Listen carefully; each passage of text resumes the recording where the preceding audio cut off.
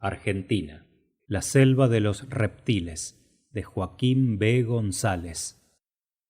Pedro, el pastor montañés,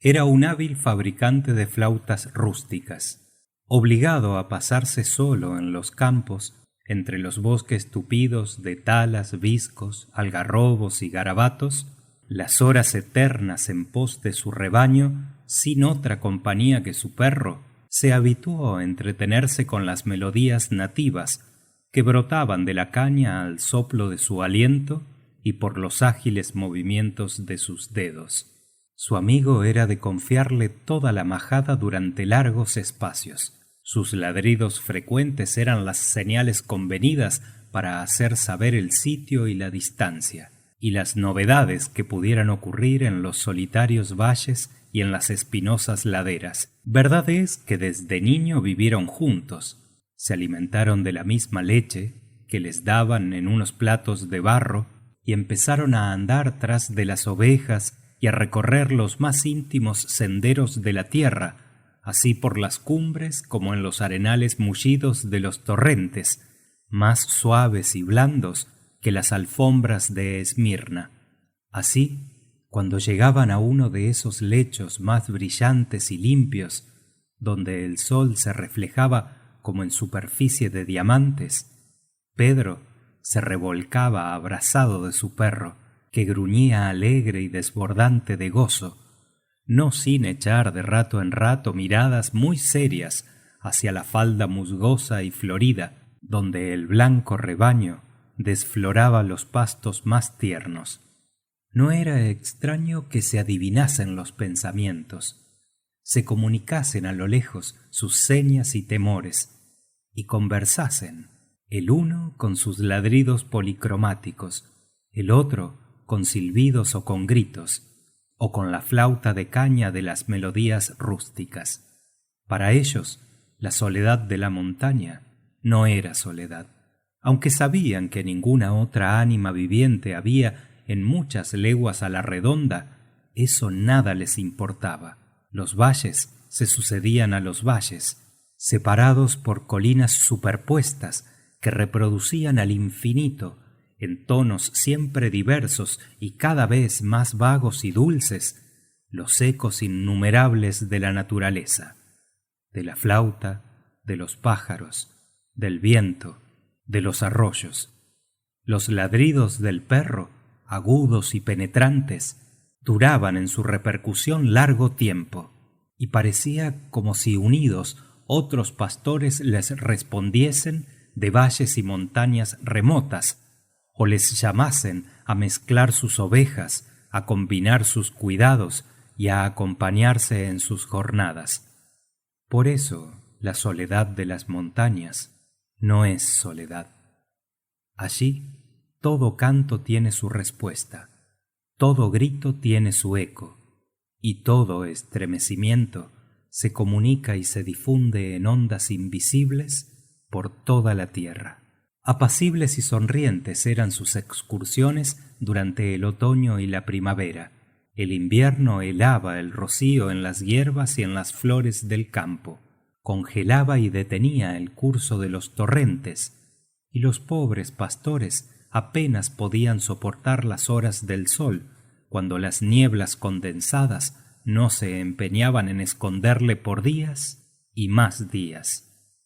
Ya tenían todos, en cambio, en los veranos, sol para embriagarse y para arderse, junto con sus rebaños y sus praderas tapizadas de gramilla, verde y dorada como brote nuevo de hinojo, porque en esas comarcas andinas la naturaleza es exacta y sincera hasta la rigidez. La nieve, la escarcha y la neblina en el invierno, llamas e incendios en el estío.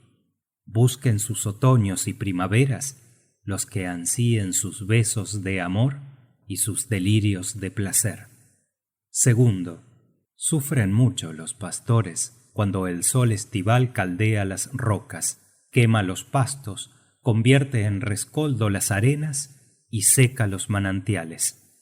Y Pedro, el de las melodías rústicas, salido de mañana para volver con la puesta del sol,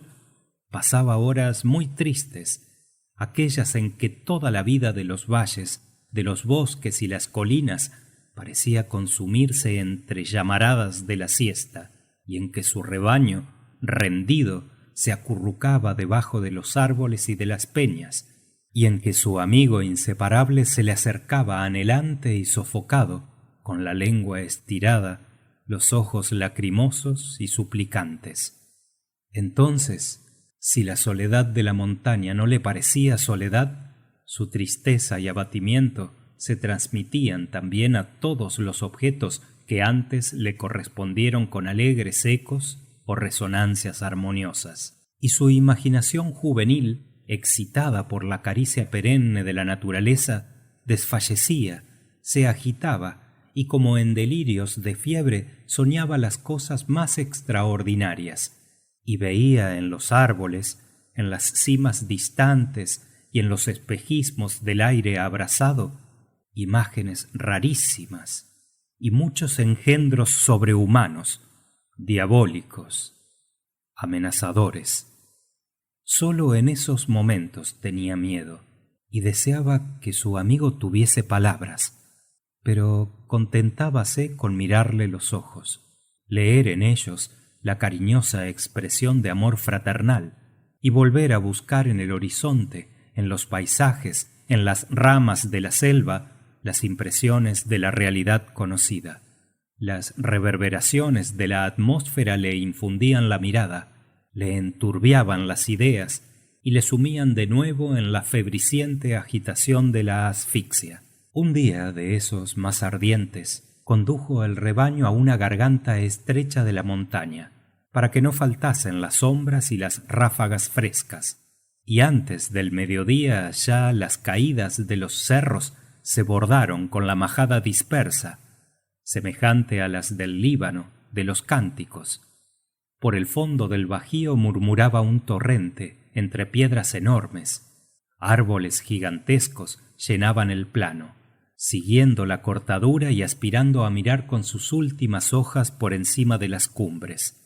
Por el cielo giraban algunos cóndores impasibles, y el sol de enero empezaba a poner en ebullición y en corrientes de fuego las ondas del aire. Ya es la siesta abrumadora y mortal. El pobre Pedro vino a guarecerse bajo el ramaje espeso y amplio de un tala antiguo, mientras sus corderos, refugiados en asilo seguro, no le inspiraban cuidado. Vigilaban por ellos las madres y el perro leal, nunca dormido en su guardia. Si no hubiese tanto fuego en el aire, tanto pavor indefinible en el bosque solitario, tanto amago misterioso en las cuevas y en los nidos desiertos y en las grutas ignoradas, habría dormido el pastor tendido en la blanda arena. Pero las siestas son semejantes a la medianoche, y en ellas aparecen los duendes rapaces, los insectos cautelosos, las visiones terribles de la sofocación y del silencio. Y luego, el cerebro de un adolescente es rico en repercusiones extrañas, en recuerdos y temores punzantes, de relatos y consejas oídos en las noches del fogón. Pedro tuvo miedo de todo lo que le rodeaba. A pesar del calor intenso, una corriente helada crispó su piel curtida. Miró en torno y con la idea de salvarse de ataques de fieras, demonios o brujas, se encaramó por el tronco del árbol corpulento y a buena altura de la tierra se quedó sentado sobre un gajo enorme cubierto por el ramaje espinoso. Su perro, hermano de crianza y amigo de toda la vida, se hallaba en su puesto de servicio, y como un centinela era sagrado, inviolable. Entonces habría creído que la soledad de la montaña era una soledad, si no hubiese recordado de súbito la flauta de caña, que asomaba en ese instante su boquilla modelada con cera silvestre de uno de sus bolsillos. Ah, no, La soledad de la montaña no es soledad, y los vagos y sutiles fantasmas de la siesta de enero se desvanecerían como leve polvo en el aire candente al eco de sus suaves y queridas canciones. Cuando el sagrado y sepulcral silencio de aquella colosal necrópoli de granito, arrullada por el acorde difuso de los mismos ruidos de la noche, fue sorprendida por las primeras modulaciones de la flauta campesina, hubo una sonrisa en el valle estrecho, y el mismo pastor, aterrorizado, no pudo contenerla en su rostro. Después acudieron una a su memoria y fueron dispersándose por las infinitas sinuosidades de la montaña todas las melodías que recogiera en los valles, sin saber de quién, a punto de creerse que ellas flotaban con la flébil caña de los torrentes y que éstos las traían de tierras lejanas y de tiempos olvidados. Pero todo un mundo de memorias, de generaciones y de razas gemía o soñaba en las melifluas notas de la flauta del pastor, mientras el sol transponía el breve espacio entre dos vecinas cumbres, caldeaba la tierra hasta las entrañas, removía el fondo de las cuevas y expulsaba a los golpes de sus dardos el mundo infecto y misterioso de los reptiles. Y la flauta de caña y de cera seguía evocando en el silencio de la siesta solemne todos los ecos adormecidos. Sus dulces y quejumbrosas confidencias, surgiendo del tupido ramaje que ocultaba al artista, parecían moduladas por el genio invisible de las selvas, por esa alma errante de las montañas, nunca revelada en la forma, pero sí en las vibraciones armoniosas del espacio, en los cantos de las aves y en las melodías que los pastores ejecutan en la flauta campestre, sin saber quién se las enseñó jamás. Medio adormecido por la somnolencia de la atmósfera, por el arrobamiento de su música y por un vago temor no dominado del todo, Pedro no abría los ojos, y así se hallaba más confiado y tranquilo. Pero era forzoso reposar, y cuando de pronto cesaron el canto y la embriaguez de las rústicas melodías, y como sorprendidas de su embelesado sueño, 3 serpientes enormes, de piel abigarrada y caprichosa y de miradas fascinadoras, se agitaron en contorsiones violentas de fuga sobre la cabeza del pastor artista.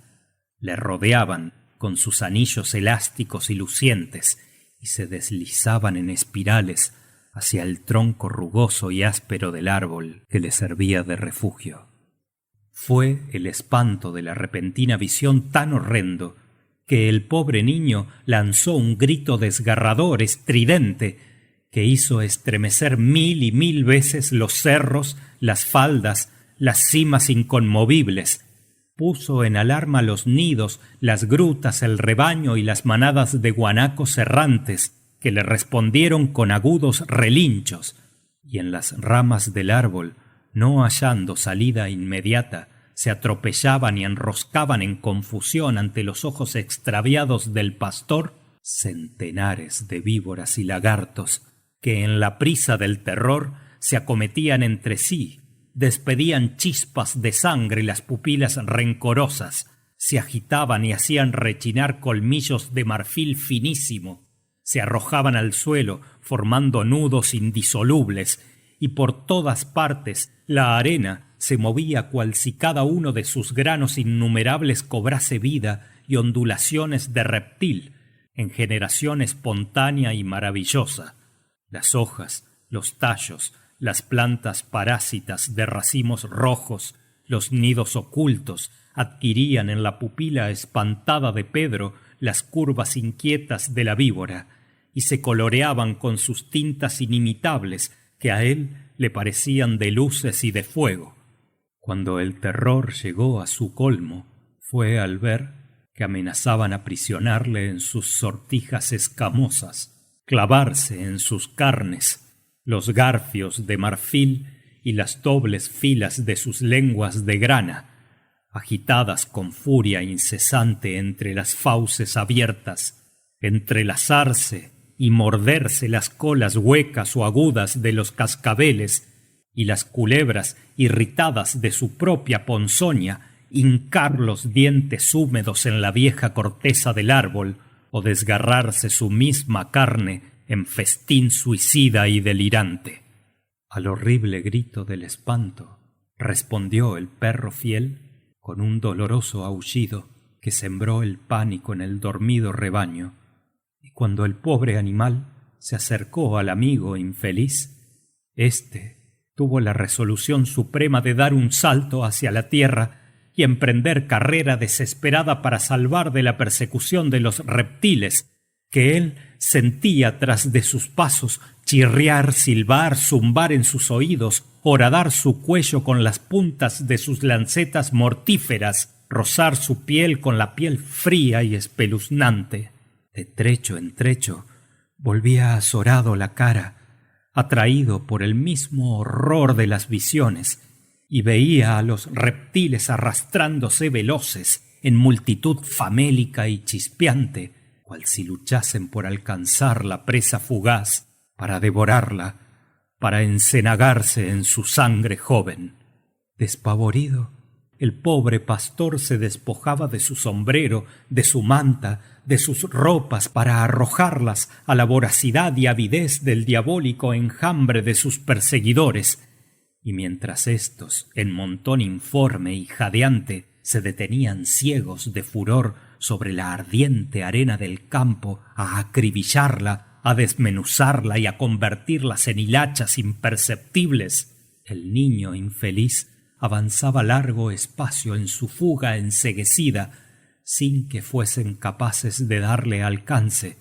ni el perro amigo que llorando le seguía, ni la nube de polvo que el rebaño asustado levantaba huyendo hacia los establos. Tercero, refieren las gentes de la aldea montañesa que esa tarde, poco después de mediodía, divisaron hacia el paraje donde el pastor condujera por la mañana el rebaño un gran remolino de polvo que corría en dirección de la casa por el camino polvoroso del valle, y pronto distinguieron entre el asombro y la pena más honda a Pedro, el pastor, venir en fuga desesperada y ciega, dando gritos de espanto, con la faz descompuesta, las pupilas dilatadas y las desnudas carnes chorreando sangre, seguido de cerca por su perro, que lloraba sin cesar, y más allá por todo el rebaño, presa del más extraño terror. Creían todos que el pobre muchacho hubiese sido víctima de alguna visión maligna, que el diablo se le hubiera aparecido en la soledad de la siesta, semejante a la medianoche, por sus rumores y fantasmas. Y los más expertos del lugar pensaron en algo más verosímil, en la presencia de alguna fiera, un león, un tigre cebados, que hubiesen llevado su ataque sobre el rebaño dormido. Pero las exclamaciones angustiadas e intermitentes de Pedro no les permitieron dudar por más tiempo. Cuando le sobrevenía la fiebre del espanto, se estremecía entero, se acurrucaba en un rincón del rancho o entre las jergas de su cama. Tutto smarrito, dalla granda agnotia, ch'egli è sofferta, e guardando sospira, murmurando trémulo y con los ojos extraviados. ¡Ay, ay! ¡Las víboras! ¡Las víboras! Y entre los gimoteos del perro y un sopor profundo, se dormía, agitado por horribles pesadillas.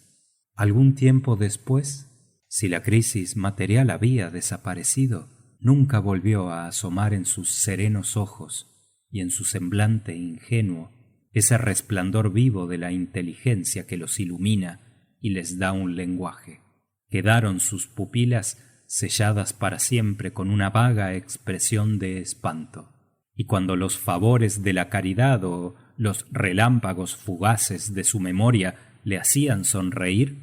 eran las suyas unas sonrisas tan rápidas que luego la contracción de su rostro causaba más tristeza y dolor. Pero nunca se le apartaron hasta la muerte dos amigos suyos, muy suyos, la flauta de caña y de cera silvestre y el perro leal, que se alimentara con él en un mismo plato. Y así los vecinos del lugar no se inquietaban de sus vagabundajes y ausencias por los campos. Los lechos arenosos de las corrientes, las faldas alegres y decoradas de los cerros, los bosques centenarios de algarrobales, retamas, breas y aromas, porque les habían bien defendido y guiado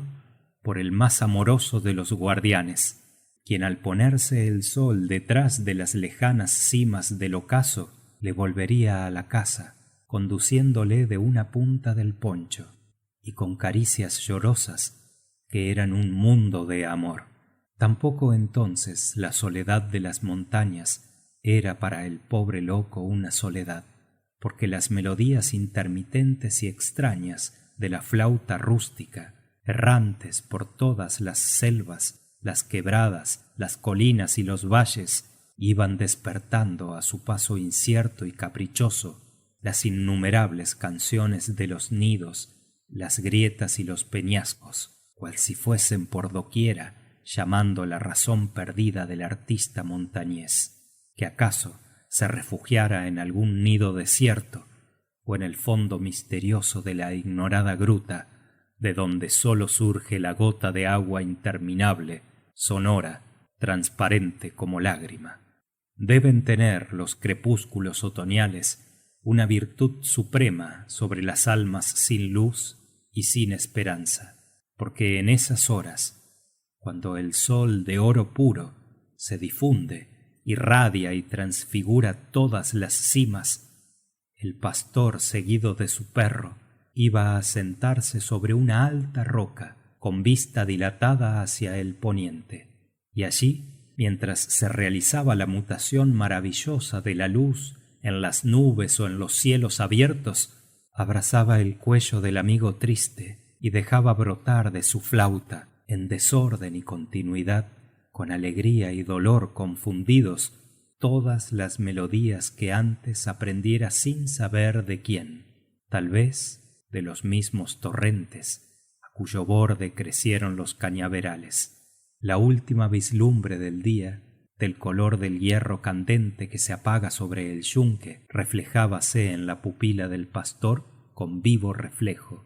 porque ella le enviaba un adiós intraducible en una gota de agua